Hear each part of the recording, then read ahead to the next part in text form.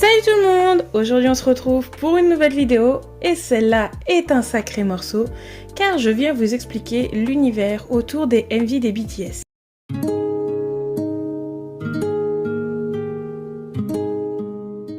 Univers qui a d'ailleurs un nom donné par l'agence et qui s'appelle le Bangtan Universe. On va voir tout cela ensemble, mais avant, faisons une petite introduction pour mieux comprendre d'où vient cette idée. Expliquons en premier ce qu'est le Bangtan Universe, car par rapport aux autres groupes qui ont un univers mais créé par les fans, ici la Big Hit Entertainment en a fait quelque chose d'officiel et reconnu. L'univers Bangtan, en abrégé Bangtan BU Bangtan Universe, comme on peut le voir sur les objets liés à cet univers, c'est un univers fictif créé par Big Hit qui sert de véhicule à la narration. À partir du clip vidéo I Need You, sorti le 29 avril 2015, BTS a commencé à représenter des personnages dans certains de leurs clips. Au fur et à mesure que le scénario progressait, le scénario s'est étendu à de nombreuses plateformes. Comme vous le verrez, il existe du contenu certifié Bangtan Universe dans des MV, des courts-métrages, le webtoon, le Smeraldo Book et les notes Hwayang Yeonhwa, donc HYYH. L'histoire du Bangtan Universe contient différentes chronologies. Les notes ou certains événements apparaissant dans le MV et le webtoon vont donc avoir lieu dans différentes chronologies où plusieurs événements se dérouleront les mêmes jours mais pas dans le même espace-temps. Pour ce qui est des MV, je vais vous lister ceux qui font partie du BU. Le premier est I Need You. Et I Need You version japonaise, car les versions japonaises rentrent aussi dans le cas. On Stage Prologue, Run et Run version japonaise, Epilogue Young Forever, tous les short films de Wings, Blood, Sweat and Tears et Blood, Sweat and Tears version japonaise, les highlight reels de Love Yourself, Euphoria, le teaser 1 de Fake Love et la version étendue de Fake Love, Epiphany, et BTS Universe Story Map of the Soul. À soulever que dans cette vidéo, je ne vais pas faire de référence au webtoon à part pour l'illustration, car ce dernier raconte seulement comment Jin fait des boucles temporelles et ce qui peut se passer dans ces différentes boucles à chaque fois qu'il recommence la journée. Mais c'est une très bonne introduction pour comprendre comment fonctionne l'univers.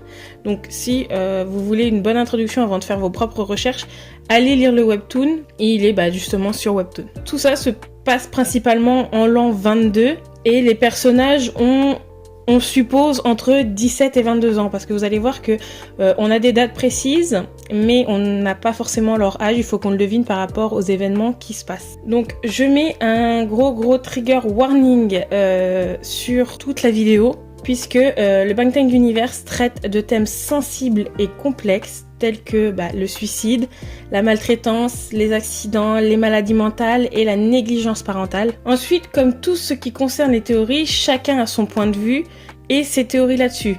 Surtout que en ce qui concerne le Bangtan Universe, qui est un univers d'information énorme et que chacun a son point de vue là-dessus. Pour ma part, je me suis renseignée sur plusieurs vidéos, plusieurs sites et donc j'ai pris les informations pour faire la chose la plus complète et la plus compréhensible possible. Alors n'hésitez pas à me donner vos points de vue et vos différences sur les théories dans les commentaires.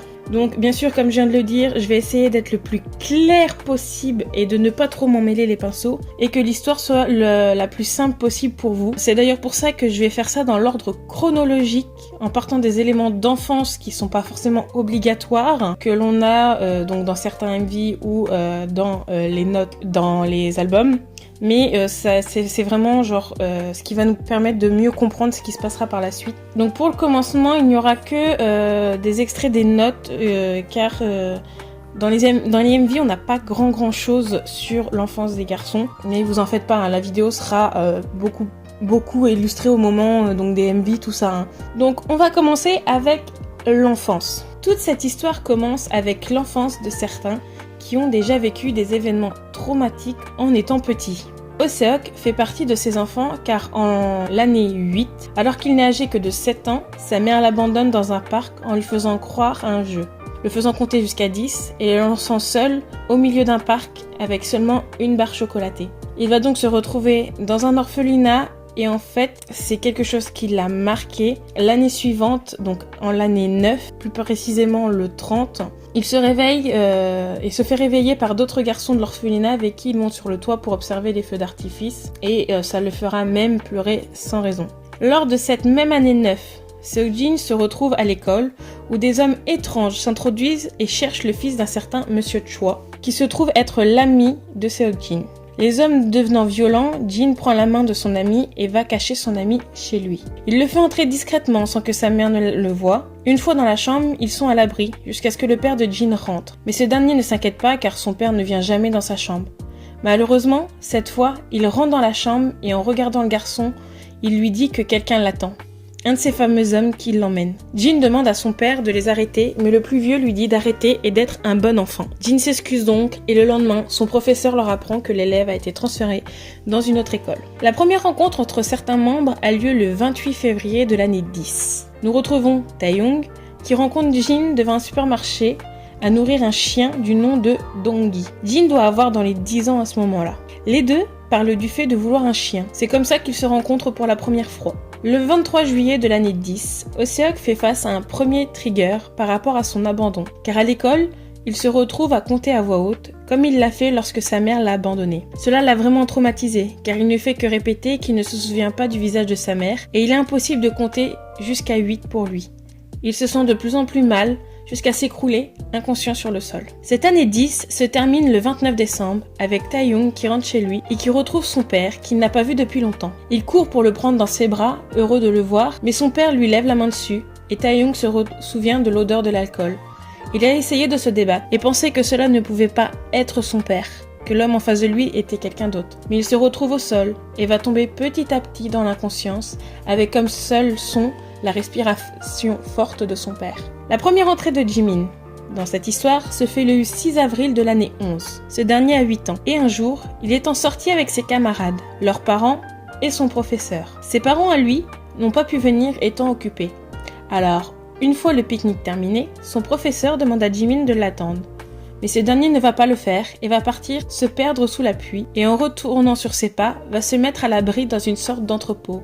Chose qui va le traumatiser car apparemment il y aurait vu des choses dont on parlera plus tard. On retrouve Jin le 21 juillet de l'année 12. Seok-jin est assis à l'aéroport dans la voiture de sa famille avec leur chauffeur à attendre. Son père est censé arriver, mais il n'est pas encore là. Seok-jin se rappelle que ses parents lui disent toujours de bien se comporter, de faire ce qu'on lui dit et qu'il doit faire plaisir à ses parents. Il révèle que sa mère est décédée il n'y a pas longtemps et que son père lui a dit de ne pas pleurer et n'a pas pleuré lui-même. Son père a décidé de l'envoyer chez sa grand-mère maternelle, à Los Angeles. Finalement, il ne se présente pas à l'aéroport pour dire au revoir à Seok-jin. Le 30 septembre de cette même année, c'est Jungkook que l'on rencontre. Ce dernier s'approche d'un groupe de personnes qui parlent fort, se demandant ce qui se passe. Il voit un énorme gouffre dans le sol. Curieux, il s'approche et le sol commence à céder sous la pointe de sa chaussure. Il recule, pensant à la façon dont il a vu quelque chose qui scintillait dans le trou. Quelque chose qui ressemblait à une lumière, mais aussi un autre trou à l'intérieur du trou. On fait la rencontre de Namjoon le 21 mai de l'année 15. Il rentre tard, après 21h, alors qu'il était censé rentrer plus tôt. Il entre dans la maison, mais il n'y a personne. Il appelle sa mère, mais personne ne répond.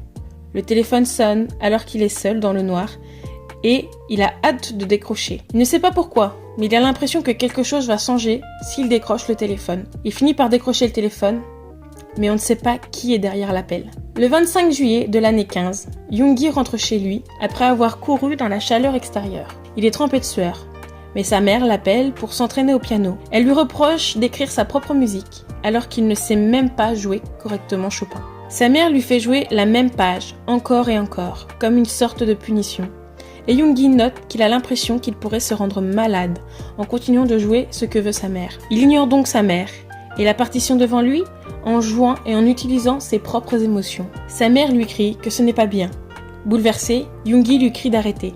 Elle jette son trophée sur le piano, cassant une des touches. Nous passons à l'année 16 avec Namjoon qui court autour d'un immeuble en essayant d'accrocher des dépliants.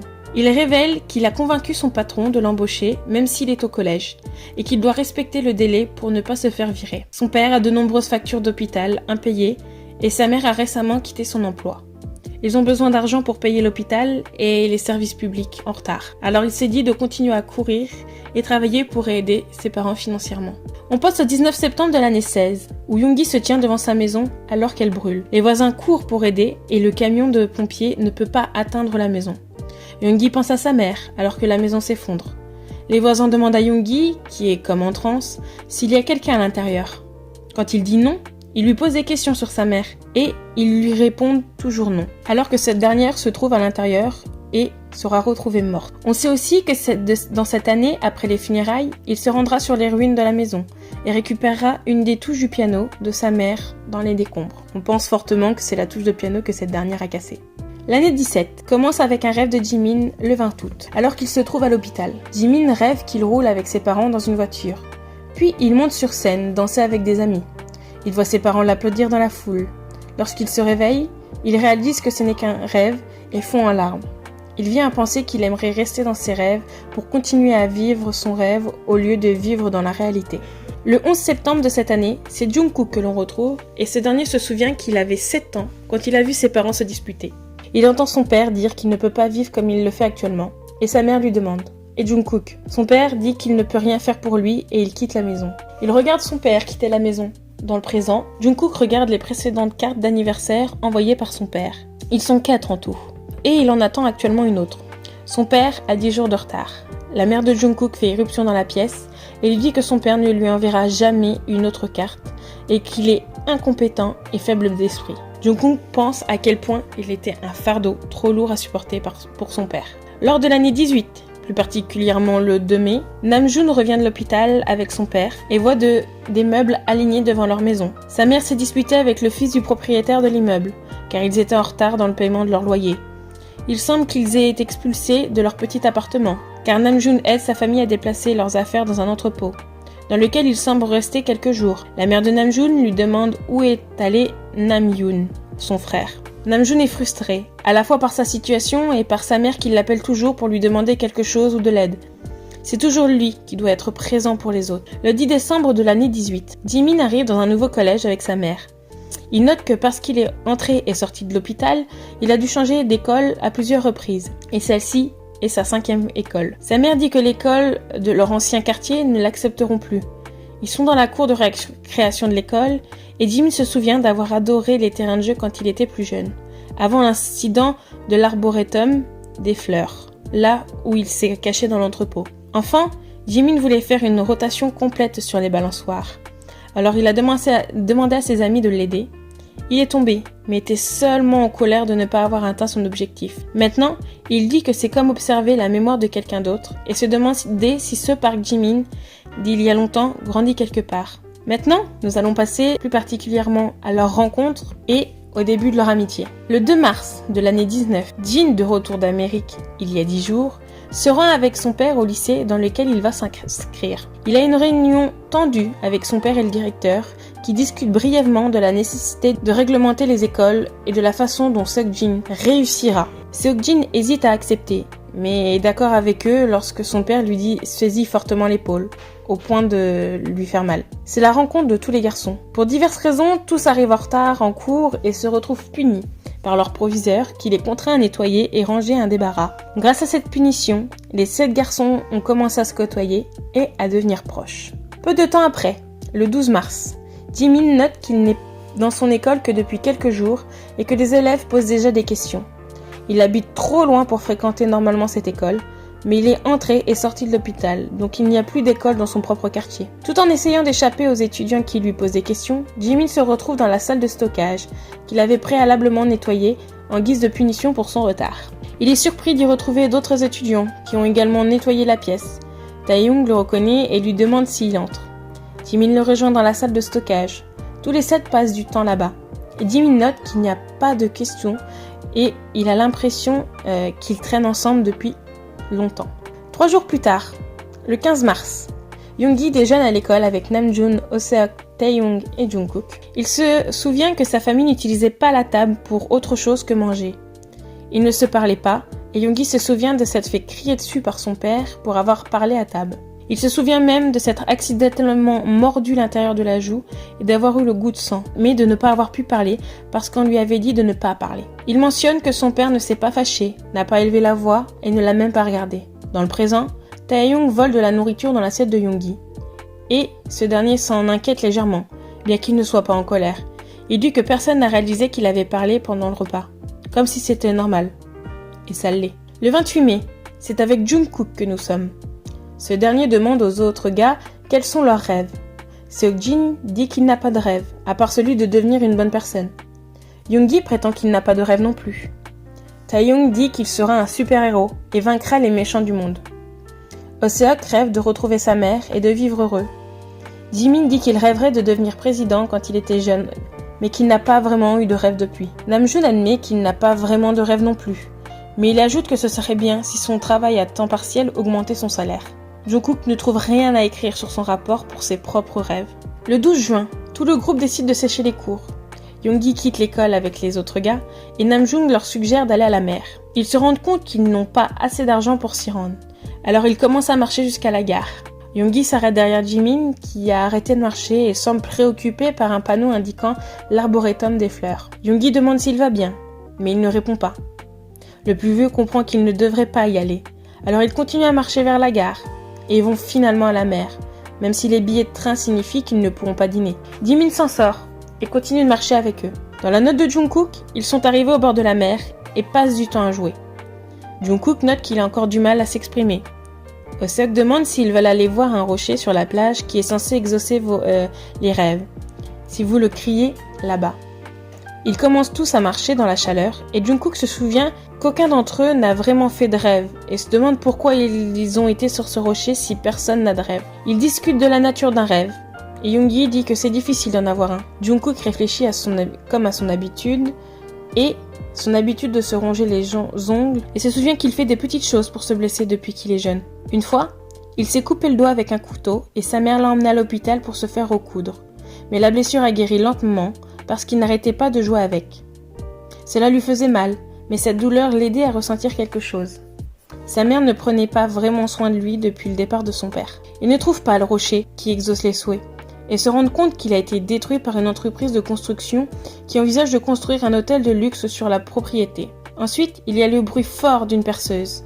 Ils commencent tous à crier leurs rêves vers la mer, mais ils ne peuvent pas s'entendre à cause du forage. Le forage s'arrête et ils se précipitent tous pour arrêter de crier. Seokjin prend une photo d'eux et écrit la date sur le Polaroid, le donnant à Jungkook quand il lui demande en lui disant que son rêve deviendra réalité. Un peu plus tard, le 25 juin, dans la salle de stockage qu'ils utilisaient comme cachette, Seokjin voit un pot de fleurs. Il soulève ce dernier et voit l'écriture qui dit « Le pot de fleurs de Hoseok ». Il le pose et remarque les gribouillages sur les rebords des fenêtres, les murs et le plafond. Il y a des dates et des noms, et parmi eux, Seokjin voit le nom de son père, car son père a fréquenté cette école. Seokjin se demande s'il y a eu des élèves qui se sont mal comportés, comme ils l'ont fait, et des enseignants qui ont été violents. Il se demande aussi s'il y a eu quelqu'un comme lui qui aurait parlé au directeur de l'école de ses amis dans leur dos. Sous le nom de son père, il y a une phrase qui dit « Tout a commencé ici ». On arrive au 30 août. Jimin est avec Hoseok, qui est au téléphone.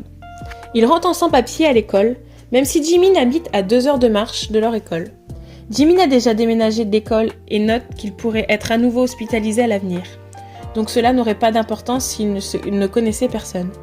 Cependant, il a fait la connaissance d'Hoseok et a appris plus tard que Hoseok marcherait avec lui, même s'il vivait dans la direction opposée. Dans le présent, Jimin donne un coup de pied à l'ombre de Hoseok, ce qui oblige Hoseok à le poursuivre, alors que Jimin se demande combien de jours comme celui-ci il leur reste. On passe à l'année 20, et plus précisément le 20 mars. Taehyung voit Namjoon à l'extérieur de la salle de stockage. Il tente de le surprendre, mais ce faisant, il surprend Seokjin, qui est dans la salle au téléphone. Il semble que Seokjin parle au directeur de l'école, puis Taehyung entend son propre nom et celui de Yoongi, regardant Namjoon réagir également avec surprise. Seokjin ouvre soudainement la porte et est surpris de voir Namjoon. Il tente de s'expliquer, mais Namjoon lui dit que ce n'est pas grave, car il doit avoir une raison pour ce qu'il a fait. Taehyung est dérangé, parce que Namjoon vient de dire à Seokjin que tout va bien, même si Seokjin parle de Yoongi et Taehyung qui sèchent les cours au directeur. Hoseok et Jimin apparaissent derrière Taehyung, l'entraînant avec eux dans la salle de classe. Seokjin les voit entrer puis s'excuse. Namjoon agit comme si de rien n'était et à ce moment-là, Taehyung fait écho aux paroles de Namjoon, que Namjoon doit avoir une raison pour laquelle il agissait ainsi. Taehyung explique que Namjoon est plus intelligent et plus adulte. Il fait comme si de rien n'était et n'aborde pas la conversation. Le 15 mai, Namjoon se promène dans la salle de stockage et redresse les bureaux et les chaises. Il est sentimental car sa famille déménage et il se demande s'il reverra ses amis. Il sort une feuille de papier et griffonne les mots « Nous devons survivre » avant que son crayon ne se brise. Il pense aux histoires qui se trouvent entre les lignes, à savoir celle de la pauvreté des parents, des frères et sœurs et du déménagement. Il met le papier dans sa poche et laisse un message en revoyant sur l'une des fenêtres sales, considérant cela comme un souhait et non comme une promesse. Le 7 juin, Taeyong court partout dans le voisinage à la recherche de son chien perdu, Doubou. Il est frustré que Doubou se soit enfui, accusant le chien d'être un chien stupide. Mais en même temps, il sait que ce n'est pas la faute du chien. Il commence à se demander si le chien n'aimait pas vivre avec lui. Un instant plus tard, Doubou revient en courant vers Taeyong, et Taeyong pense qu'il est peut-être une personne fiable pour Doubou. Et peut-être qu'il peut être quelqu'un qui peut être un endroit où revenir. Le 11 juin, Jin a été forcé de révéler l'endroit de leur cachette au proviseur qui le menaçait de dire à son père qu'il était un mauvais élève. Lorsque le proviseur s'est rendu à la cachette, Yoongi et Jungkook jouaient au piano. Le proviseur s'est énervé et a frappé Jungkook. Yoongi s'est alors énervé et a poussé violemment le proviseur, causant son expulsion de l'école. Jungkook s'en est énormément voulu de l'expulsion de Yoongi. Le 25 juin, Jungkook est le seul dans la salle de stockage, assis devant le piano et notant à quel point le son est différent de celui lorsque Yoongi joue. Yoongi n'est pas allé à l'école depuis plus de 10 jours, étant exclu. Et Jungkook se souvient il y a 2 semaines, lorsque Yoongi joue au piano dans la salle de stockage. Du côté de ce dernier, il est chez lui. Yoongi prend la touche de piano à moitié brûlée sur son bureau et la jette à la poubelle. Il est bouleversé et se souvient du moment où, après les funérailles de sa mère, il retourne à la maison qui avait été détruite. Il est resté longtemps assis à côté du piano brûlé et a fini par emporter une des touches avec lui. Aujourd'hui, cela fait presque 4 ans et la maison dans laquelle il vit avec son père est calme. Le père de Yoongi semble avoir des règles strictes, mais Yoongi admet qu'il mange toujours avec lui et l'écoute toujours parler, malgré son envie de partir. Il se considère comme n'ayant pas le courage d'être libre. Yoongi récupère la touche de piano dans la poubelle et la jette par la fenêtre. Il révèle qu'il n'est pas allé à l'école depuis 10 jours et qu'il a appris qu'il avait été expulsé. Il décide alors de ne plus jouer du piano. Le 17 juillet, au début des vacances d'été, Seokjin tente de quitter l'école inaperçu, mais Hoseok et Jimin le rattrapent. Jin se souvient du jour où le professeur a fait éruption là où étaient Yoongi et Jungkook. Et il dit que c'était un accident. Il ne pensait pas que quelqu'un serait là à ce moment-là.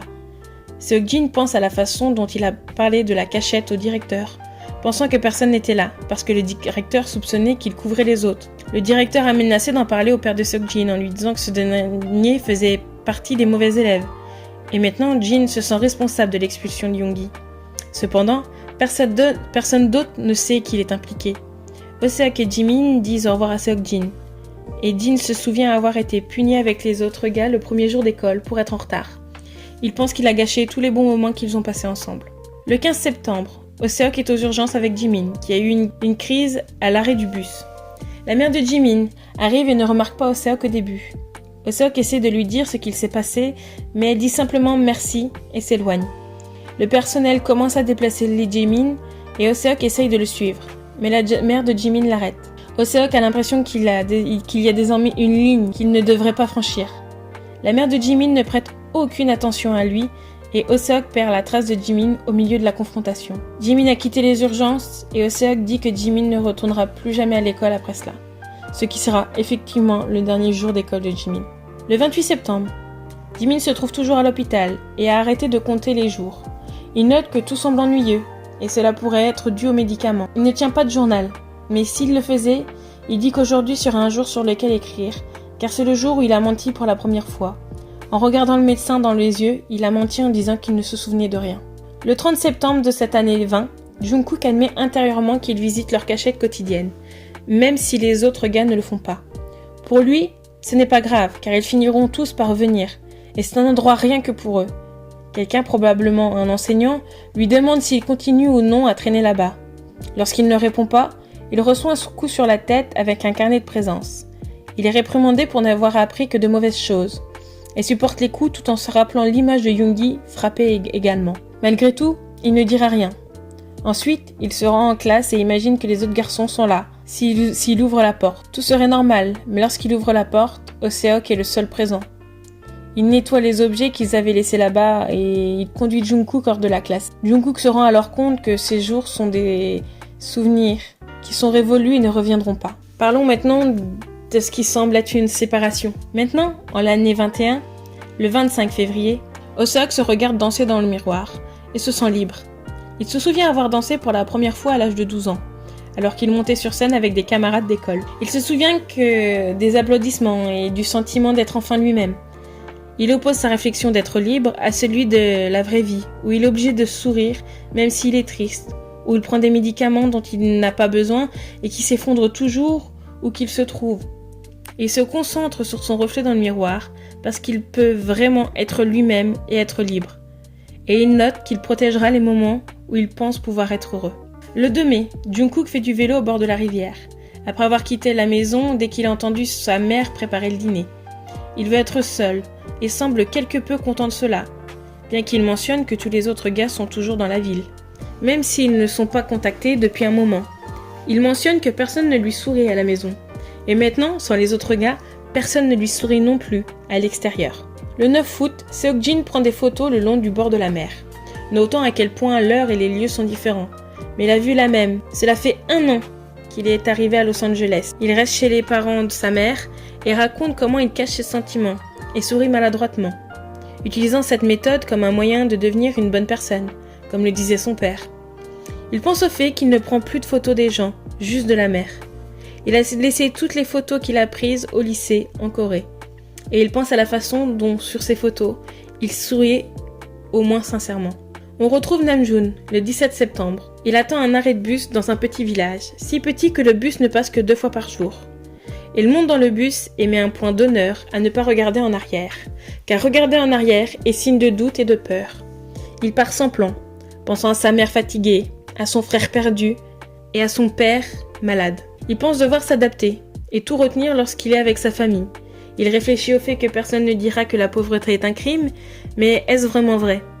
Il note que la pauvreté nous amène à renoncer à des choses auxquelles on ne peut pas renoncer, et qu'elle nous rend craintifs et indécis. Le bus arrivera dans un endroit familier dans quelques heures. Namjoon pense à la façon dont il est parti il y a 1 an, sans au revoir et à son retour sans prévenir. Il pense au visage de ses amis et se demande ce qu'ils font et s'ils accepteraient son retour. Sur la vitre, il écrit « Nous devons survivre ». Dans la note H2YH du livre 1, qui sont des livres que la Big Hit a sortis en plus mais qui ne sont pas traduits en français, nous obtenons plus de détails sur le temps passé par Namjoon dans le village rural. Sa famille a déménagé là-bas avec ses quelques biens, n'ayant besoin que d'un hôpital pour son père et d'un endroit où Namjoon pourrait travailler sans diplôme d'études secondaires. Il travaille donc comme livreur du village et il avait une forte concurrence entre tous les jeunes hommes du village à la recherche d'un travail à temps partiel. Namjoon raconte sa compétition avec un garçon qu'il appelait Taeyong, parce que le garçon lui faisait penser au Taeyong qu'il connaissait. Un jour de neige, Namjoon se porte volontaire pour effectuer des livraisons en haut de la montagne, ce qui pourrait s'avérer dangereux. Il finit par glisser en descendant de la montagne avec son vieux scooter. Il tombe et la moto ne démarre presque plus. Il se rend compte qu'il a une coupure, mais il n'est que légèrement blessé. Alors qu'il s'apprête à effectuer la prochaine livraison, son rival l'arrête pour lui demander une faveur, mais le téléphone de Namjoon sonne. Son père est tombé en essayant de marcher tout seul et sa mère lui demande de l'emmener à l'hôpital. Namjoon, bien qu'en colère, décide de rentrer chez lui. Il donne à son rival la clé du scooter et emmène son père. Le lendemain, Namjoon apprend que son rival a eu un accident mortel alors qu'il conduisait le scooter en bas de la montagne. Il visite l'endroit et voit le contour blanc où se trouvait son corps et réfléchit à la façon dont il aurait facilement pu être lui-même à la place du garçon. Personne dans le village ne semble vraiment affecté par sa mort, à l'exception de sa famille. Namjoon finit par être celui qui effectuera les futures livraisons dans la neige, puisque personne ne le veut. Il entend quelques-uns des hommes dans le village de montagne dire que le garçon décédé aurait peut-être été vivant s'il n'avait pas eu le chlorure de calcium qui était dispersé sur la route. Namjoon se sent coupable d'avoir survécu seul et se sent également responsable de l'accident, car c'est lui qui a mis du chlorure de calcium là-bas, pour essayer de s'éviter un accident dans la neige, la prochaine fois qu'il effectuerait une livraison. Namjoon sort du bus du village et s'enfuit de tout ce qui le tourmente. Il se souvient que son père lui avait dit « Vas-y Namjoon, tu dois survivre », alors qu'il l'aidait à rentrer de l'hôpital. Il a essayé de l'ignorer, mais il se retrouvait dans le bus pour retourner à Songju, là où se trouvent les autres. Le 1er février de l'année 22, Seokjin revient en Corée depuis Los Angeles. Son père lui a dit de revenir par téléphone, et il n'a pas demandé pourquoi. Il sait qu'il doit y avoir une raison. Il pense au fait que ni Songju ni Los Angeles ne sont sa maison. Le 25 février, on retrouve Oh-seok, qui a 19 ans et ne peut plus vivre à l'orphelinat. Il prend donc l'argent que lui a donné le gouvernement et l'argent de son travail à temps partiel et achète une petite chambre sur les toits. Oh-seok vit en dehors de l'orphelinat pour la première fois depuis 12 ans. Il pense que la maison délabrée sera froide en hiver et bouillante en été, mais cette petite maison délabrée est la sienne. Le 2 mars, Oh-seok note qu'il n'a pas de quoi rire dans la vie. Donc même s'il doit se forcer à sourire pour le travail, il peut prétendre que c'est réel. Il y a aussi des jours difficiles, et c'est plus facile à supporter quand il avait des amis. Il révèle qu'il n'est resté en contact avec aucun d'eux. Seok-jin a changé d'école sans le dire aux autres, Namjoon a disparu du jour au lendemain, Yoongi a été renvoyé et ne l'a plus contacté depuis, Taehyung est parti faire on ne sait quoi, et Jimin n'a pas eu de contact avec lui. Il ne l'a pas contacté depuis ce jour aux urgences. Il a vu Jungkook plusieurs fois dans son uniforme d'école, mais il n'est jamais venu dans le fast-food, donc ils n'ont jamais parlé non plus. Dans le book, donc dans le livre 1 des notes H2YH, il y a quelques nouveaux détails. Oh-seok dit qu'il a obtenu son diplôme d'études secondaires en février, mais que cela n'a pas beaucoup changé grand-chose dans sa vie. Il note qu'il a vu Seok-jin pendant les vacances d'été, mais il l'a laissé tranquille puisque Seok-jin semblait l'ignorer. Il dit que Taehyung a commencé à abandonner l'école après la disparition de Namjoon et qu'il fait des allers-retours au poste de police. Il note également que Jungkook doit se battre car il a toujours des coupures et des contusions sur le visage. Il se demande s'il a fait quelque chose de mal. Quelqu'un entre dans le fast-food et Oh-seok reconnaît une connaissance. Le 29 mars, Taehyung se fait surprendre alors qu'il faisait des graffitis sur le mur d'une station-service. Le propriétaire le frappe et lui crie dessus. Taehyung fait des graffitis depuis longtemps. Après avoir ramassé une bombe à aérosol jetée et pulvérisée du jaune sur un mur gris, le contraste l'a intrigué, et il a continué à pulvériser différentes couleurs sur le mur jusqu'à ce qu'il ait épuisé toutes les canettes. Il a exprimé ses sentiments à travers ses graffitis, mais il pensait que c'était moche. Il frotte donc la peinture mouillée, mais celle-ci change simplement de forme. Dans le présent, il se lève du sol et crache du sang.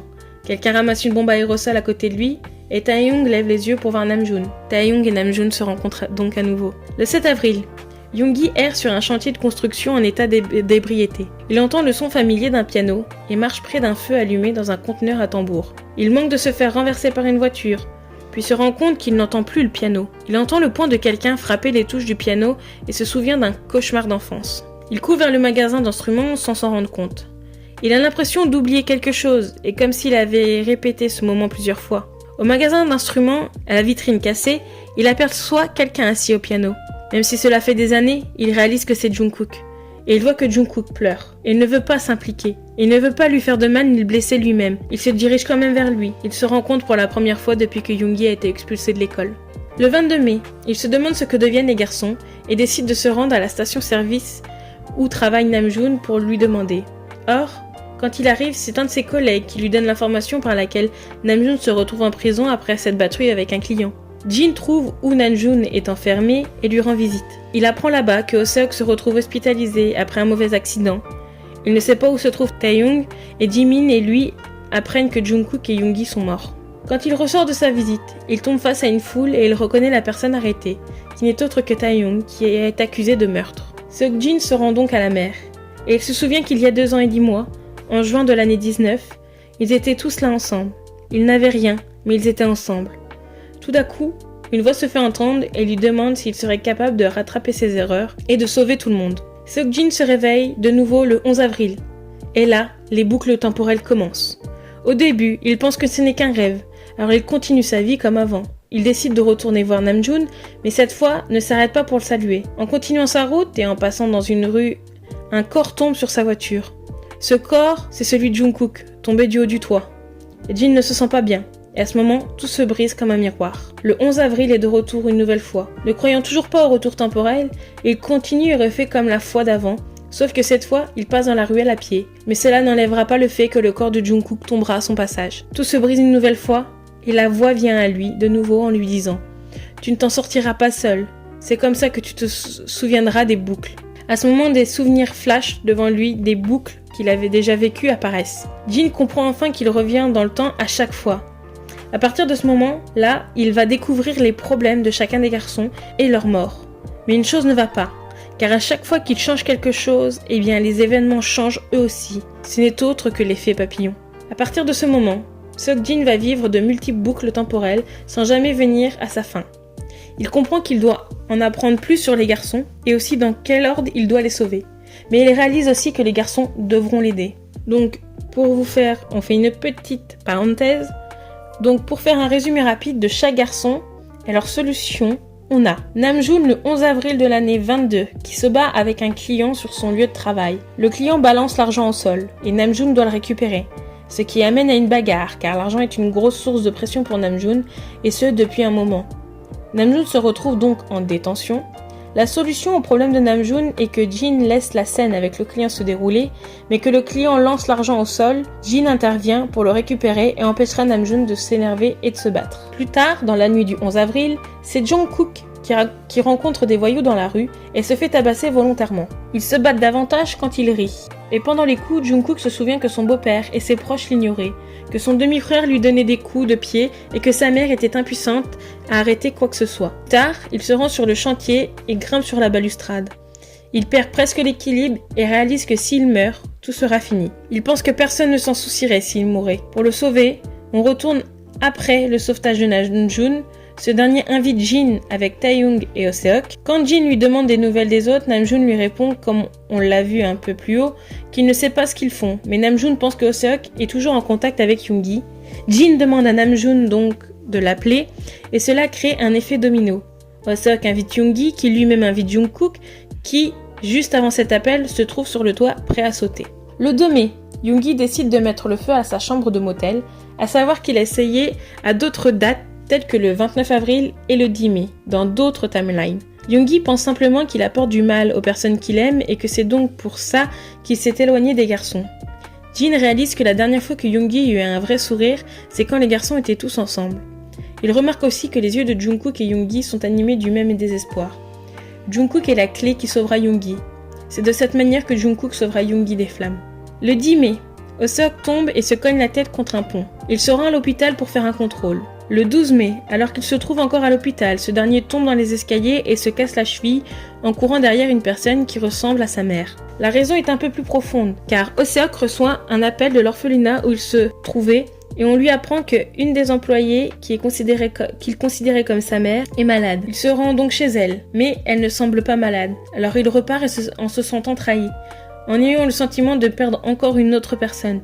Il finit par marcher le long du pont et s'effondre à cause d'un épisode narcoleptique. Seokjin trouve que la solution pour Hoseok est la présence de Jimin, car Hoseok se retrouve dans le même hôpital que Jimin. Ce dernier est en train d'attendre l'ascenseur, alors Jin l'appelle pour aller dans les escaliers. Jimin s'y rend et arrive à rattraper Hoseok avant que ce dernier ne tombe dans les escaliers.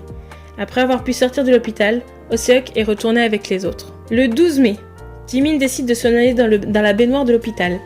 La raison est assez simple. Depuis l'incident de l'arboretum, où il a été retrouvé inconscient, il passe beaucoup de temps à l'hôpital. Or, il ne peut pas être un fardeau pour sa mère qui travaille, et il ne le veut pas. Hoseok dit aux autres qu'il peut convaincre Jimin de sortir de l'hôpital. Il va aller le voir avec les autres, et ils vont encourager Jimin à s'enfuir de l'hôpital. Il ira vivre un temps chez Hoseok, ayant peur de refaire une crise. Le 20 mai, Taehyung rentre chez lui et retrouve son père alcoolique en train de battre sa sœur. Il va la défendre en prenant une bouteille de son père et le frapper avec ça à mort, ce qui l'emmènera en prison, comme l'a vu Jin. S'il n'avait pas tué son père, il aurait fini par sauter de l'observatoire à la mer devant les garçons. Cela fait des années que Taehyung et sa sœur supportent leur père alcoolique. Et Taehyung a toujours vu son père être violent. Le moment où Taehyung saute de l'observatoire prend place dans une timeline où les garçons ont pu arrêter Taehyung avant qu'il ne tue son père. Il a peur de devenir violent comme son père après cela. Jin a essayé lui-même d'arrêter Taehyung, mais il s'est accidentellement fait toucher par ce dernier. Alors Hoseok va lui aussi essayer, en arrivant avant que Taehyung passe à l'action, et l'arrêtera. Pour la fois où Taehyung saute de l'observatoire à la mer, Seokjin monte à sa place. Maintenant, nous sommes le 22 mai, et Seokjin a enfin réussi à sauver tout le monde. Ils se sont tous retrouvés à la plage ensemble. Une fois le soleil couché, ils font la fête tous ensemble. Jin se dit que c'est le moment parfait pour tout leur dire, et Taehyung pense que Jin va enfin leur dire ce qui cloche. Car quelques jours avant le voyage à la plage, Taehyung a posé une question à Jin par rapport au rêve qu'il faisait. Taehyung rêve de ce qu'il s'est passé dans les précédentes timelines. Jin lui a dit qu'il ne sait rien, mais que Taehyung sait pertinemment que Jin ment. Mais Jin se lance dans son explication sur ce qu'il s'est passé quand ils étaient à l'école et de quelle façon Yoongi s'est fait expulser. Taehyung s'en énerve et commence à élever la voix sur Jin. Il lui demande ce qu'ils sont les uns pour les autres. et qu'à la fin, ils finiront tous seuls. Jin finit par lui mettre un coup de poing et les deux vont se battre. On sait que pour tous les sauver, Jin a dû faire beaucoup d'efforts et de nombreuses choses. Alors il demande à Taeyong pourquoi il lui fait ça. Après cet incident, ils vont tous se séparer de nouveau et prendre des voies séparées sans trop se voir. Plus tard dans la nuit, Jungkook se fera percuter par une voiture, mais pas n'importe quelle voiture. Jungkook pense que c'est Jin qui l'a percuté, mais Jin ne se souvient à aucun moment avoir fait ça. On va maintenant passer à ce qui semble être une autre vie pour les garçons, après leur séparation. C'est à partir de ce moment-là que les highlight reels prennent place. On est le 13 juin. Hoseok est au travail au restaurant de hamburger lorsqu'il apprend d'un lycéen que Jungkook a eu un accident et qu'il n'est pas allé à l'école depuis 20 jours. Il ouvre leur discussion de groupe qui n'a pas été utilisée depuis ce jour à la plage et envoie un message indiquant que Jungkook a été grièvement blessé. Au début, personne ne lit le message et Hoseok se demande s'ils étaient vraiment amis. À l'hôpital, 4 des gars n'ont toujours pas vérifié le message, alors il en envoie un autre en leur disant que c'est décevant. Jungkook est à l'hôpital et Jimin et Hoseok sont là pour lui rendre visite. Ils lui disent qu'il aurait dû appeler. Jungkook dit qu'il va bien, mais en réalité, il a failli mourir. Il est resté inconscient pendant 10 jours. Il n'est pas sûr de pouvoir se fier à ses souvenirs car tout est vraiment confus. Mais Jungkook a rencontré une jeune femme à l'hôpital qui l'aide à être plus optimiste sur le futur. Yoongi continue à composer au piano avec l'aide d'une jeune fille qui joue de la guitare. Elle donne des représentations gratuites dans les écoles et à l'hôpital. Ils se sont entraînés ensemble la nuit précédente et elle lui a dit qu'il se retrouvera à l'hôpital le lendemain matin. Yoongi n'a jamais accepté mais il était censé répondre à son appel. Il avait auparavant désactivé toutes les notifications de toutes les applications de messages. Yoongi a travaillé toute la nuit. Il vérifie son téléphone mais la jeune fille n'a pas encore appelé. Ensuite, Jimin l'appelle. Jimin vient de lui raconter comment Jungkook avait failli mourir cette nuit-là où il revenait de la plage. Il se rend en vitesse à l'hôpital, assailli par ses propres doutes. Yoongi est soudainement submergé d'images et de sons comme le feu dans le tambour sur le chantier de construction, la chambre non éclairée de sa mère, les sons du piano et l'image de Jungkook allongé sur le sol après son accident. Il commence à s'emballer et à penser à quel point Jungkook aurait été bien si Yoongi l'avait ignoré lorsqu'ils étaient au magasin de musique en train de jouer du piano. Ou si Yoongi était mort dans l'incendie. Il ne pourra pas entrer dans la chambre de Jungkook rongé par les remords. Plus tard, le 15 juin, Jungkook dessine à l'extérieur accompagné de la fille qu'il a rencontrée quand il reconnaît une mélodie familière. C'est la mélodie que Yoongi s'amusait à jouer quand ils étaient ensemble. Intrigué, il décide de s'approcher et remarque que c'est la fille à la guitare qui joue. Il remarque aussi qu'au bout de l'instrument se trouve accroché le briquet avec les initiales de Yoongi. Taeyong se retrouve maintenant seul. Il remarque une jeune fille qui s'apprêtait à voler. Il prend le sac où elle avait mis les articles et part en caisse pour les payer. Il lui donnera en sortant et après cela ils se recroiseront de nombreuses fois, ce qui les mènera à devenir amis. Cela veut faire 1 mois qu'ils se connaissaient lorsqu'un jour, où il faisait des graffitis sur l'arrêt de bus fréquenté par Namjoon, ils se fassent poursuivre par la police. Il s'échappe jusqu'à se retrouver bloqué. Taeyong se rendra pour permettre à la fille de s'échapper, mais quand il ressortira, la jeune fille aura de nouveau disparu. Après leur retour de la plage, Jimin a décidé de retourner chez ses parents. Jimin est inscrit dans les cours de GED après que sa mère s'est plainte qu'il ne pouvait rien faire sans au moins un diplôme d'études secondaires. Il ne veut pas étudier et ne se sent pas prêt à le faire. Il craint que les autres étudiants découvrent son passé et se demandent pourquoi il n'a pas pu terminer ses études secondaires. Point positif pour lui, c'est qu'il a été capable de rejoindre le club de danse de Hoseok, le Just Dance. Lors d'un entraînement, le 4 juillet, Jimin et l'ami de Hoseok se sont rentrés dedans et sont tombés. Jimin, au lieu d'aller voir comment elle va, court nettoyer le sang sur lui en pleine panique. Quelque chose lui revient en mémoire à propos du temps qu'il a passé à l'arboretum quand il avait 8 ans. Jimin court après ce flash de mémoire, il se souvient que la jeune fille était tombée aussi. Mais quand il rentre, il n'y a personne dans la salle de répétition. Il voit Hoseok courir sans parapluie, et il commence à y aller aussi en prenant un parapluie, mais il s'arrête. Il pense qu'il ne peut rien faire, alors il se retourne et revient sur ses pas. Hoseok se souvient avoir transporté la jeune fille à l'hôpital alors qu'elle était inconsciente. Il s'est légèrement blessé à la cheville en la portant, mais il n'a pas beaucoup réfléchi sur le moment. Jimin l'attendait au studio de danse lorsqu'il revient pour voir comment allait la fille. Hoseok ne s'est pas soucié de sa cheville et a simplement mis un patch antidouleur dessus, mais elle a fini par enfler. Il devait rester dessus toute la journée au travail et pendant les entraînements de danse, donc ça ne cicatrisait pas bien. À l'hôpital, il voit un billet d'avion, après avoir accidentellement laissé tomber le sac de la jeune fille. Il se rend compte que la jeune fille a réalisé son rêve et qu'elle a été sélectionnée pour une audition. Namjoon, pour sa part, porte son intérêt sur une jeune fille qu'il voit dans le bus, dans la même librairie où il étudie, tous les jours depuis 1 mois. Il ne lui a jamais parlé, mais à force de la voir, il se demande ce qu'elle fait, ce qu'elle aime. Un jour, il trouve enfin le courage de lui acheter un élastique qu'il laissera seulement sur son sac quand elle sera endormie dans le bus. Une personne qui est restée discrète jusqu'à leur séparation, c'est Seok-jin. En juillet, ce dernier a vu une jeune fille qui a malencontreusement fait tomber son journal devant les rails du train. Dans ce journal, une liste de vœux que cette jeune fille veut réaliser. Il va la rencontrer et faire tout ce qu'elle veut, sans lui dire qu'il est en possession de son journal. Un des vœux de la jeune fille est d'avoir une fleur de Smeraldo. Jin va avoir du mal à trouver, mais il trouvera enfin un magasin qui ne pourra lui vendre la fleur que le 30 août. À la fin, chaque garçon commence à se trouver eux-mêmes et se rendre compte qu'ils veulent devenir de bonnes personnes. Taehyung décide de protéger sa famille. Oh-seok quitte la ville un petit moment pour prendre soin de sa blessure. Yoongi a perdu la fille qui jouait de la guitare, mais d'un autre côté, il s'est vraiment remis à la musique et même à la composition. Jimin continue à s'entraîner à la danse tous les soirs car il veut se prouver à lui-même qu'il peut se donner à fond dans quelque chose et être bon. Namjoon, nostalgique de ses années lycée, aimerait se remettre à fond dedans. Jungkook semble être le seul à ne pas aller mieux, particulièrement après l'accident de voiture. On va maintenant passer dans ce qui semble être l'arc de réunion finale. Et à partir de ce moment-là, les sources seront principalement tirées du jeu BTS Universe, alors BTS Story, qui est un jeu qui maintenant n'est plus disponible. Mais si vous cherchez sur internet, vous pourrez trouver de nombreuses vidéos là-dessus. Les garçons décident de tous se retrouver pour la fête du 30 août de l'année 22.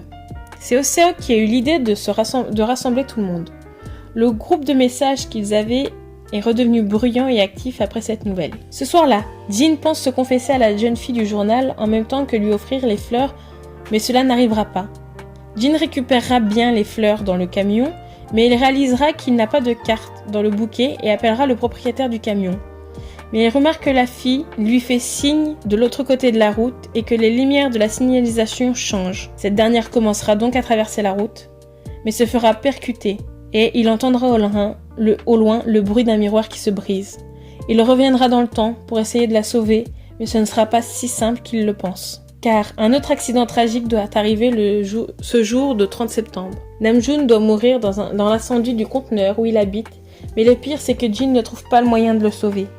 Car à chaque fois qu'il recommence cette deuxième boucle, la relation entre Jin et la jeune fille est de pire en pire. À la fin, elle trouvera Jin bizarre et demandera à rompre avec lui. Il respectera son choix et lui redonnera son journal. À ce moment-là, il se rend compte qu'il devenait quelqu'un d'autre pour plaire aux autres. Maintenant, il doit être qui il est pour être heureux. Le feu des conteneurs où habite Namjoon a été causé par des gangsters qui voulaient que les habitants quittent les lieux. Le pire, c'est que la personne derrière ce plan n'est autre que le père de Jin. Mais peu importe ce que fait Jin, il n'arrivera pas à passer cette nuit du 30 septembre.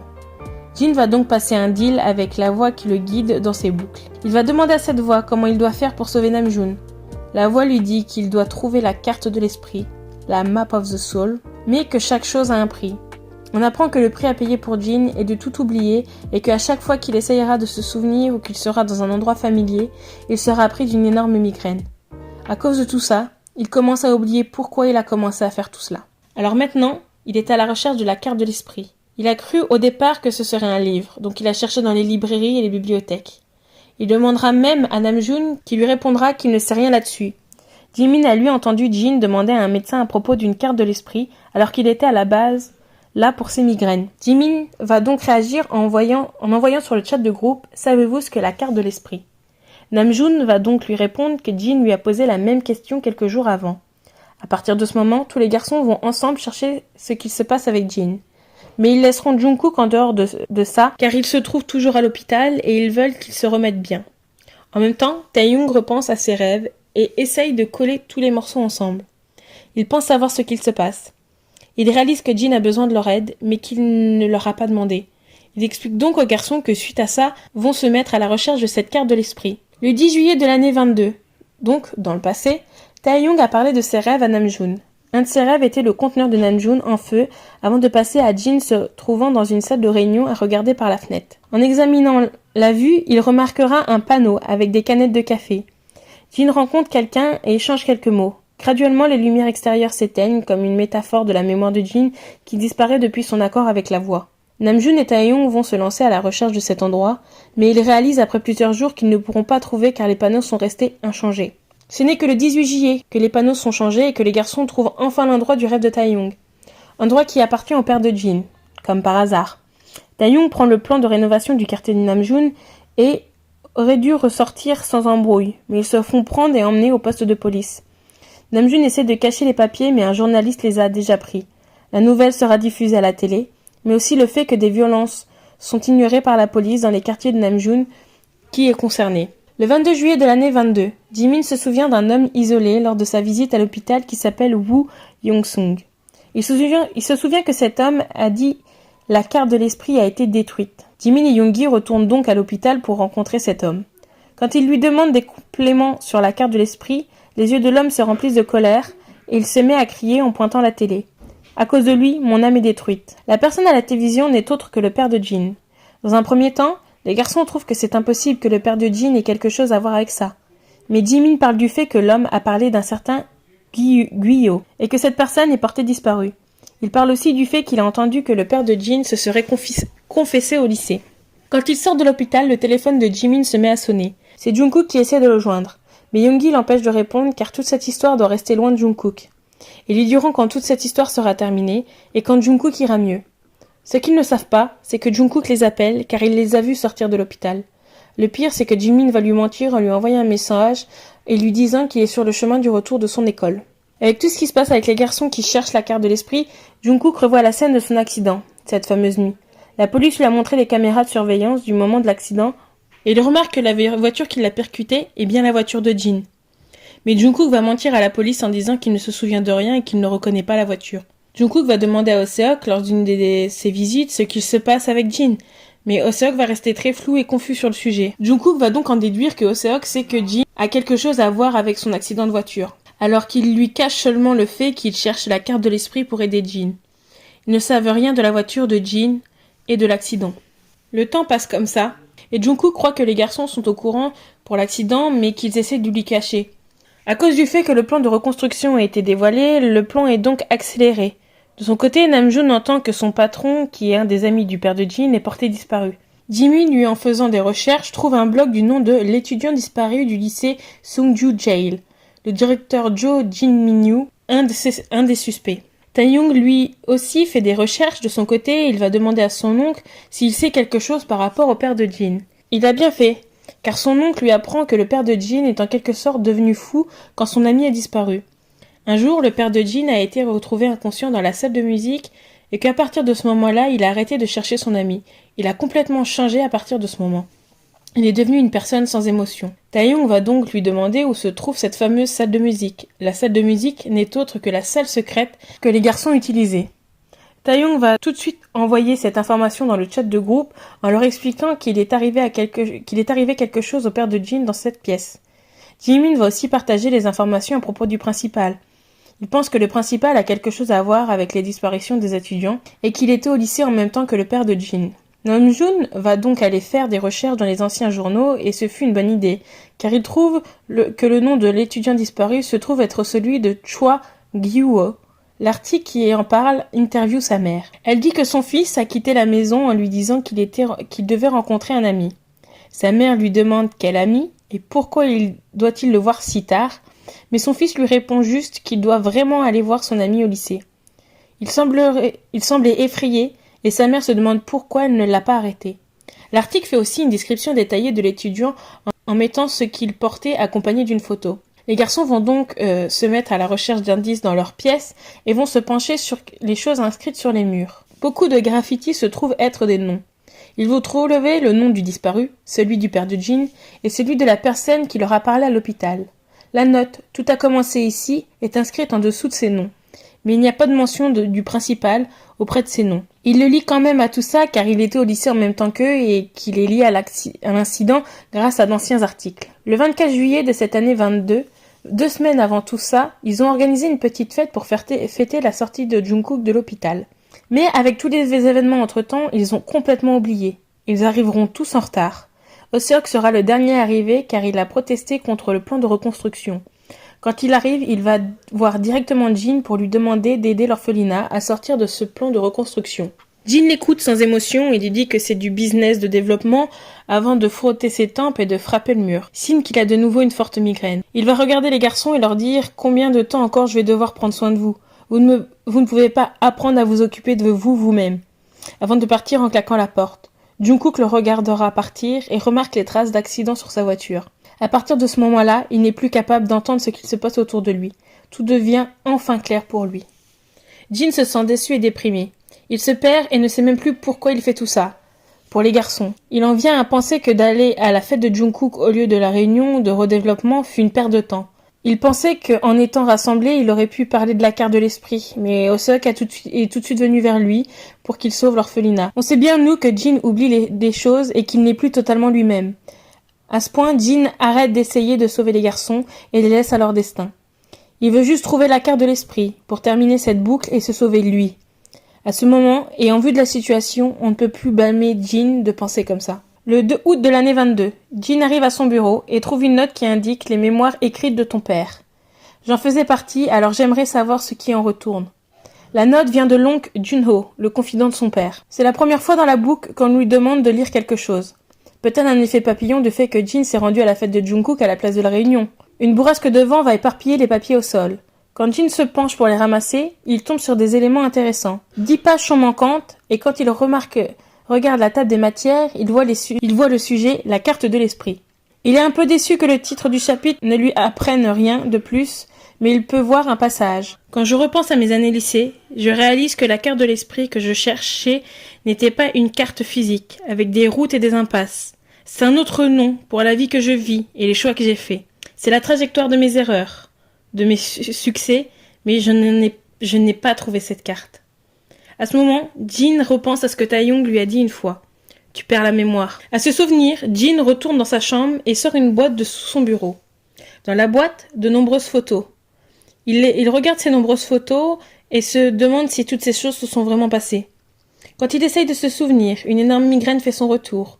Mais il ne se laisse pas aller et regarde de nouveau les photos, en serrant les dents puis supportant la douleur. C'est seulement dans la douleur qu'il peut se rendre compte de la trajectoire de sa vie et entrer dans la carte de l'esprit. Jin envoie la photo de la boîte pleine de photos à Taeyong et lui demande si les souvenirs sur ces photos sont vraiment arrivés. Taeyong envoie un message sur la conversation de groupe en demandant où tout le monde se trouve. Ils veulent que tout le monde se rassemble pour aider Jin à se souvenir. Le 3 août, soit le lendemain, les garçons emmènent Jin dans leur pièce pour l'aider à retrouver ses souvenirs. Mais de nouveau, il est pris de migraine. À cause de la douleur et de la frustration de ne pas retrouver ses souvenirs, il veut s'en aller. Mais Taeyong le retient. Les deux commencent à se disputer de nouveau et en se bousculant, ils rentrent dans un mur qui finit par tomber. Il révèle une sorte de commode, et dans cette commode se trouve le journal du père de Jin. Dans ce journal, il découvre que son père a vécu la même chose que lui. Il a fait des erreurs et a aussi vécu les boucles temporelles. Le journal est comme une sorte de compte-rendu de tout ça. Pour sauver ses amis, il a lui aussi fait un deal avec la voix et a dû trouver la carte de l'esprit, mais a échoué. Il a donc tout oublié et a renié ses amis. Il aperçoit le nom de son père sur le mur et se retrouve de nouveau chez lui, avec les photos éparpillées sur le sol. Il a toujours mal à la tête, mais cette fois il se dit que s'il a mal, c'est qu'il essaie de se souvenir de quelque chose d'important pour lui. Quand il regarde les photos, c'est comme si les personnes se mettaient à bouger. Les photos sont devant Jin comme un film et la pièce se remplit de sentiments, tels que la joie, la tristesse, la douleur, toutes les émotions de ses souvenirs. C'est à ce moment que Jin remarque que quelques photos se trouvent dans sa poche. Il sort l'objet et se rend compte que c'est une photo. Il se souvient du moment où il a pris cette photo, où les 6 garçons se trouvent. Petit à petit, la photo change pour que Jin apparaisse lentement à côté d'eux. Il se souvient d'un coup du deal qu'il a fait avec la voix, et aussi le prix à payer de ses souvenirs. Il se souvient de la question que lui a posée la voix par rapport au fait de réparer les choses en retournant dans le passé, et maintenant il se sent capable d'y répondre. La question en elle-même n'est pas bien formulée, il n'a pas besoin de sauver ses amis, il n'a pas besoin de corriger ses erreurs. La seule chose qu'il a à faire est d'accepter ses erreurs comme une part de lui-même. La seule personne qu'il ne peut pas aider, c'est lui. Il doit juste accepter, oublier et s'aimer lui-même. Petite référence à Love Yourself. Il réalise à ce moment-là que la douleur est partie. Est-ce qu'on peut donc se dire qu'on arrive vers la fin de l'histoire ? Le 7 août de l'année 22, Jin s'en va donner son journal à son père. Quand ce dernier feuillette quelques pages, son expression devient douloureuse. Jin demande à son père de repenser à 2 fois au plan de reconstruction. Son père lui répond que cela n'a plus rien à voir avec lui. Le 10 août, Jin se trouve dans le bureau de son père et tombe sur tous les documents qui ont été falsifiés par son père. Pour cacher les actions illégales du plan de reconstruction, Jin prend son téléphone et appelle le reporter qui a révélé les plans de construction et lui donne toutes les nouvelles informations qu'il a. Seok-jin donne rendez-vous aux garçons dans le conteneur de Namjoon. Le lendemain, tous sont rassemblés au conteneur et sont assis sur et autour du canapé. Jin commence donc à leur raconter toute la vérité depuis le lycée en commençant par s'excuser d'avoir fait virer Yoongi. Il leur raconte aussi le deal, la carte de l'esprit et le fait qu'il perdait ses souvenirs. Ils ne se rendent pas compte qu'au fur et à mesure que Jin révèle l'histoire, le vent se lève. Ce n'est que quand le vent devient vraiment violent que les garçons commencent à se couvrir le visage à cause du sable. Ils ne peuvent pas le voir, mais c'est comme si maintenant qu'ils étaient au courant, ils pouvaient ressentir tout ça eux-mêmes. Mais avant de pouvoir faire quoi que ce soit, un flash les aveugle et le son d'un miroir qui se brise se fait entendre. Pendant cette tempête, ils comprennent enfin ce qui est arrivé à Jin. La tempête se dissipe enfin. Personne ne parle et la lune se lève doucement dans le ciel. Une fois le calme revenu, tout le monde essayait de remettre en ordre tout ce que Jin leur a dit, à l'exception d'une personne. Jungkook pensait que Jin allait parler de l'accident, mais il ne l'a pas fait. C'est un mystère qui reste jusqu'à maintenant, car le jour de l'accident, Jin conduisait bien une voiture. Mais ce dernier a été pris d'un mal de crâne et a été aveuglé par une lumière venant d'en face. La voiture a fini sur le bas-côté de la route, mais il n'y avait aucune voiture autour de lui. Pourtant, quelque chose a bien touché sa voiture.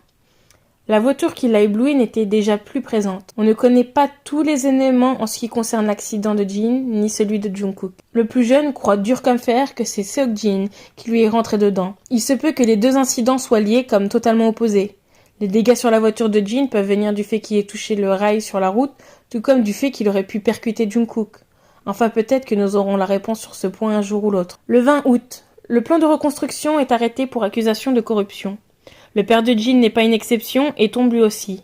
L'homme de confiance de son père a disparu dès que l'information est arrivée dans la presse. Le 22 août, un homme bourré agresse Namjoon sur le chemin du retour de son travail. L'homme marmonne et crie des choses sur le fait que c'est de la faute de Namjoon, qu'il en a parlé à Jin et que tout est de sa faute. Namjoon ne comprend pas ce qu'il lui veut. Le 25 août, Jin vient rendre visite à Namjoon, mais il trouve le confident de son père devant le conteneur avec un bidon d'essence à ses pieds. Le conteneur prend feu et peu de temps après, Namjoon arrive. Il se met à courir à travers les flammes et rentre à l'intérieur du conteneur, car à l'intérieur, un enfant s'appelant Woon-chan se trouve. Namjoon prend soin de cet enfant depuis plusieurs mois déjà. Juste au moment où ils allaient sortir, des débris tombent devant l'entrée. En cherchant une issue, Namjoon aperçoit Jin à travers une fenêtre.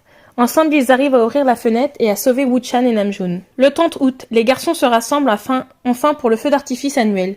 Tout le monde apprécie le spectacle à l'exception de Jungkook, qui joue sur son téléphone. Yoongi l'appelle et lui dit de venir le voir quand ce sera terminé, car il a besoin de lui parler. Jungkook lui répond distraitement si tu as le temps, avant de recommencer à jouer. Jungkook se sent laissé pour compte et ressent que les garçons l'ont déçu et il continue à croire que Jin leur a menti, et qu'il est bien celui qui l'a percuté. Beaucoup de mauvais ressentis montent en lui et il deviendra peut-être un élément perturbateur plus tard. Le 27 septembre, après un premier procès, le père de Jin accepte toutes les charges contre lui. Avant d'être emmené, il se retourne vers Jin. Il semble calme et en paix avec lui-même. En rentrant chez eux, Jin se rend dans son bureau et trouve le journal de son père où il est écrit « J'ai trouvé la carte de l'esprit. Tout prend fin maintenant. » C'est logiquement la fin de l'histoire, car ce sont les dernières notes du livre, des messages, et nous n'avons pas d'autres informations, à part une note qui n'a pas de date. Le problème avec cette note est qu'elle parle de l'accident de Jungkook qui est arrivé le 22 mai de l'année 22, mais que dans cette note, la date de l'accident est notée d'un X, comme si la date n'était plus bonne. Pendant son accident, Jungkook a entendu une voix qui lui a dit « La vie sera plus douloureuse que la mort, es-tu sûr de vouloir la vivre ?» Cette voix est similaire à celle qu'entendait Jin. Mais par rapport à la première note du jour de l'accident, Jungkook se souvient avoir entendu la voix quelque part. Alors cela veut dire que ce n'était pas la première fois qu'il l'entendait et que cela ne sera peut-être pas la dernière. Et donc nous ne sommes peut-être pas à la fin de l'histoire. Enfin, nous voilà à la fin de cette longue vidéo qui a été autant un calvaire à écrire qu'un calvaire à tourner. Et je pense, au moment où je parle, que ça va être un calvaire à monter. Mais je voulais vraiment faire cette vidéo-là depuis un certain moment. Je sais que par rapport à la fin, on reste avec plusieurs questions. Cette note mystérieuse qui peut laisser entendre que ce n'est pas la fin et qu'il nous reste des choses à apprendre. Mais donc je ne peux pas faire la BTS Universe Story puisque le jeu n'est plus disponible. Donc je ne peux pas aller voir la fin de la vidéo. Les extraits que vous verrez, je les ai pris sur une autre vidéo, sur les vidéos que je trouve sur YouTube. Mais je ne peux plus avoir accès au jeu. Donc s'il y en a qui savent vraiment la fin, je sais même pas comment ça se finit dans le jeu, donc je pourrais pas vous dire, mais en tout cas dans les notes on s'arrête ici. Donc est-ce qu'on aura la suite dans d'autres univers quand les garçons reviendront? J'en sais rien du tout, parce que cet univers-là est fini il y a quand même un moment, quoi. Ça fait un moment, on n'en a pas entendu parler, tout ça, donc est-ce qu'on restera avec des questions? On a tellement aussi de questions. Qu'est-ce qui est arrivé à l'ami de Jean quand il était enfant? Quand il a été enlevé, bon, on suppose que cet enfant-là, l'ami de Jean, a été enlevé, a été enfermé dans l'arboretum des fleurs et aurait été tué. Et c'est ce qu'aurait vu Jimin, d'où sa peur du sang, et donc du coup, ce qui aurait fait qu'il s'était évanoui. Mais on n'entend pas parler de ça plus. Est-ce que Jungkook a vraiment entendu la voix et est-ce que de nouvelles boucles vont partir, mais cette fois avec Jungkook comme personnage principal? Je sais pas. Clairement, je sais pas. Est-ce que vraiment l'accident de Jin et Jungkook a un lien, ou alors c'est deux accidents totalement différents? On le sait pas non plus. Il reste beaucoup de questions. Si vous avez des avis, des idées, n'hésitez pas à les mettre en commentaire. Dans tous les cas, j'espère que j'étais le plus clair possible en vous racontant l'histoire, car le Bangtan Universe, c'est un monde très complexe. Vraiment, quand j'ai fait mes recherches, j'en avais à droite, à gauche, je ne savais plus où donner de la tête. Même quand j'ai trouvé le tableau donc, qui est dans les sources, j'étais perdue, j'étais en mode, mais il y a des trucs, j'ai été rechercher tous les petits bouquins de notes dans mes albums, ils étaient en coréen, obligés de les traduire, tout ça. Vraiment, s'il vous plaît, je le demande jamais d'habitude. Je vous demande de vous abonner, laisser un commentaire.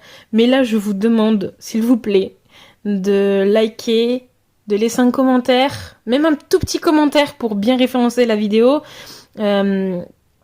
De la regarder, je pense que si vous êtes arrivé là, c'est que vous l'avez regardé juste au bout. À la partager aussi, s'il vous plaît, parce que vraiment, genre, c'est, je pense, une vidéo qui a demandé encore plus de travail et d'envie que les deux icebergs que j'ai fait jusqu'à là. Surtout que la vidéo va être quand même pas mal longue. Et il faut savoir que je me suis moi-même prise la tête à plusieurs reprises à cause de la complexité de l'histoire.